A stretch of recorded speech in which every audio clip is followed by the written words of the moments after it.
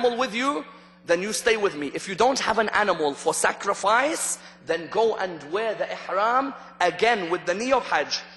There was one person, you all know his name, I don't need to mention him from the minbar. Why? Why? Why should we take it off? He said to me, you have to take it off. You don't have an animal with you. He said, if you don't take it off, I don't take it off.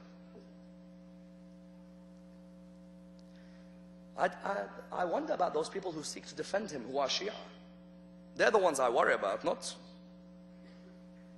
Yeah, it's the Shia ones who try to defend him every day. You might as well compromise everything. So what happened was, he said to Rasulullah, I said, why? Why should I? So Rasulullah said, you will stick like this until the end of your life. He did. Until the end of his life, he said nobody's allowed to change into ihram for the second time. You have to remain in the same ihram. Rasulullah went to Arafah, 9th of Dhul Hijjah. Ali ibn Abi Talib is coming towards now. Rasulullah, 9th of Dhul Hijjah, he gives his famous sermon at Arafah. In this famous sermon, he still hasn't announced about Ali ibn Abi Talib. Ali ibn Abi Talib comes towards Rasulullah now. He comes in his ihram. Rasulullah tells him, Ali, where did you do your ihram? What was your niyyah? He said, Ya Rasulullah, I said, Ya Allah, whatever niyyah Rasulullah's niyyah was, is my niyyah. Same niyyah. So then he said to him, do you have your animals? Ali ibn Abi Talib had 34 animals with him, 34 sheep to be sacrificed. His ihram was from the jizya of the people. He wore his ihram. Rasulullah now said to him, Ali, go back to your people, the one who you had taken with you as soldiers, go and let them wear their ihram and come for Hajj.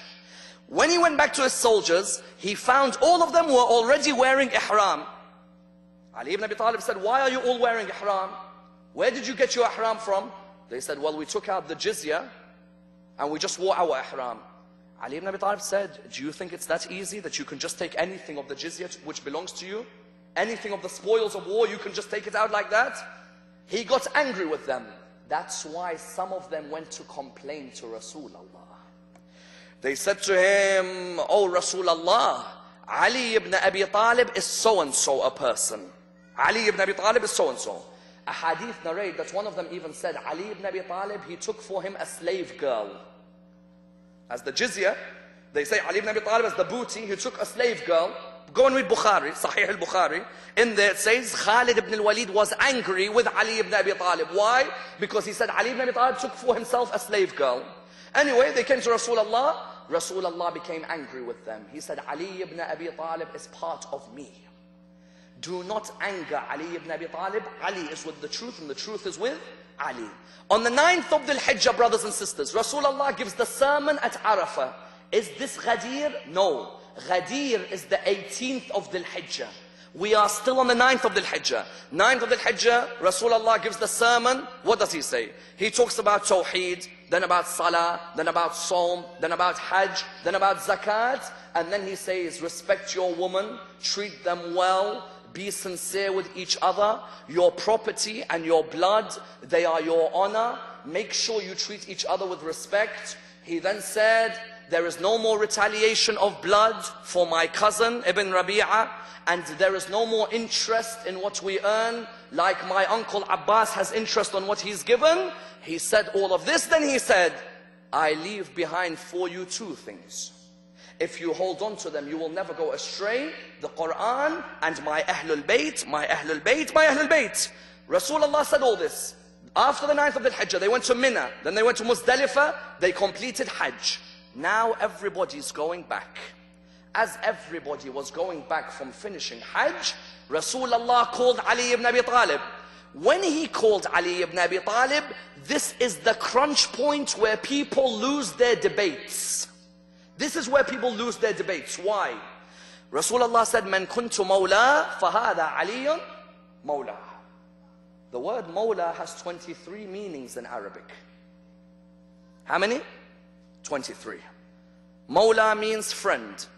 Mawla means servant. Mawla means slave. Mawla means master. The hadith is there. But our brothers say, yes, man kuntu mawla. What does it mean?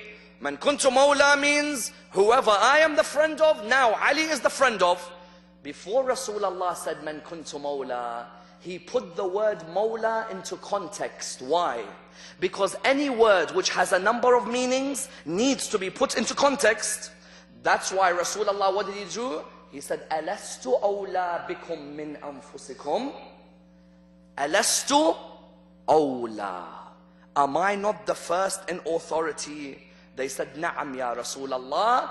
He said, Man kuntu mawla fahadha aliyyum mawla. Allahumma wali man wala wa adi man ada. Ya Allah, let you be a guardian to whoever he is a guardian, and an enemy to whoever is his enemy. They left Mecca. Now they all went back to Medina, because Rasulullah is not buried in Mecca, he is buried in Medina. When he went back to Medina, he noticed they were conspiring to do something. So do you know what he did? He called all his companions. He said to them, I want you to go under the army of Osama and fight the Romans. Osama was how old? Osama was 18 years old. Osama was 18. Rasulullah called all the companions, named them, he called them, except Ali ibn Abi Talib. He kept Ali ibn Abi Talib next to him. Rasulullah told all the companions, I order all of you now. This is 11th of Safar, brothers.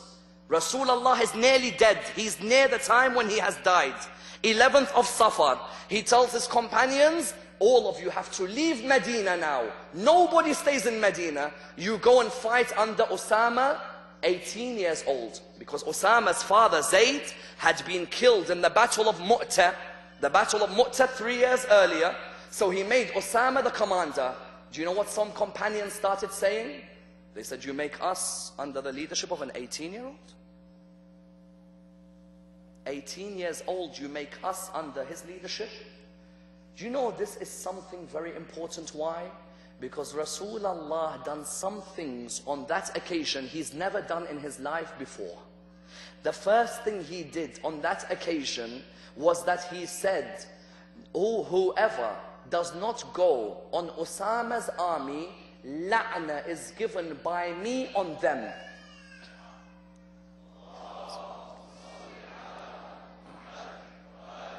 Some people ask me, how could you do la'na on people? La'na's not good.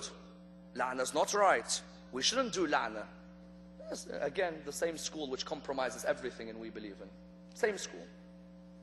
We shouldn't do la'na. Rasulullah said, la'na will go on the one who is not with Osama. I'm not going to mention anybody.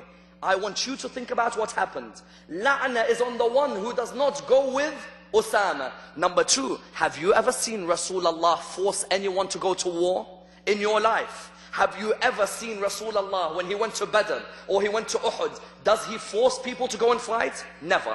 He's never forced anybody to fight. This was the only time he forced somebody to fight.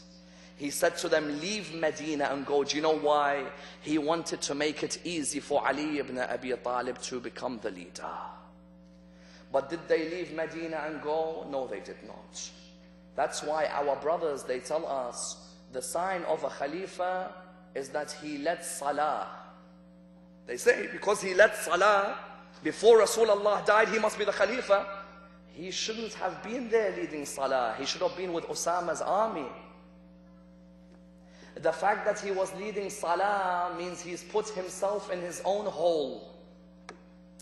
Because Rasulullah said, if you do not go with Osama's army, there's a la'na on you. He didn't join Osama, therefore he led the Salah. If we say he led the Salah, then there is a big problem for him. He should have been with Osama.